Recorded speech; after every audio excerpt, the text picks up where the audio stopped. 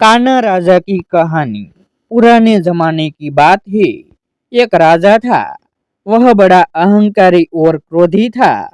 वह छोटी छोटी बातों में भी क्रोधित होता था। प्रजा के साथ वह कभी भी प्रेम पूर्वक व्यवहार नहीं करता था। वह क्रोध के वशीभूत होकर बड़े भयंकर काम किया करता था। वह छोटी छोटी गलतियों के लिए भी अपनी प्रजा को मृत्यु दंड देने में तनिक भी हिचकिचाता नहीं था। इसी कारण सभी प्रजा मन ही मन उसे घृणा करती थी।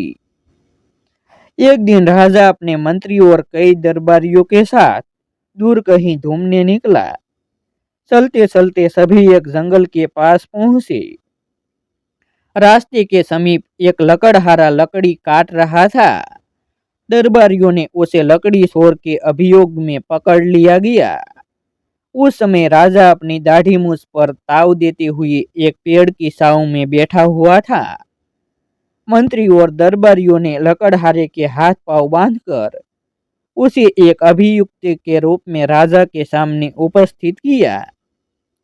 यह देखकर राजा का गुस्सा सातवें आसमान पर पहुंच गया। उसके तन बदन में जैसे आग लग गई हो। वह सांप की तरह फुफकारने लगा।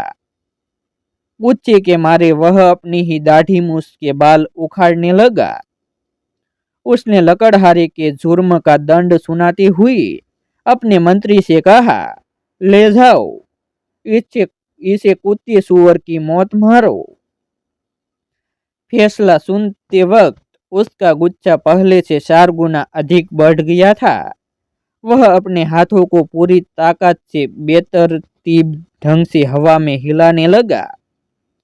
इसी क्रम में उसने अपना दाहिना हाथ इतनी जोर से झटका कि उसका अंगूठा उसकी दाईं आंख में घुस गया। अंगूठा इतनी बुरी तरह घुस गया था कि राजा की आंख बाहर निकल आई। आंख लाल गड्ढे की तरह दिखने लगी। उससे बहती खून की धारा देखकर मंत्री और दरबारी घबरा गए। उन्होंने तुरंत कविराज को बुलाया। कविराज के उपचार से रक्तस्राव तो बंद हो गया, लेकिन राजा अपनी दाहिनी आंख सदा के लिए गंवा बैठा। उस दिन से वह कान्हा हो गया और कान्हा राजा के नाम से पहचाने जाने लगा।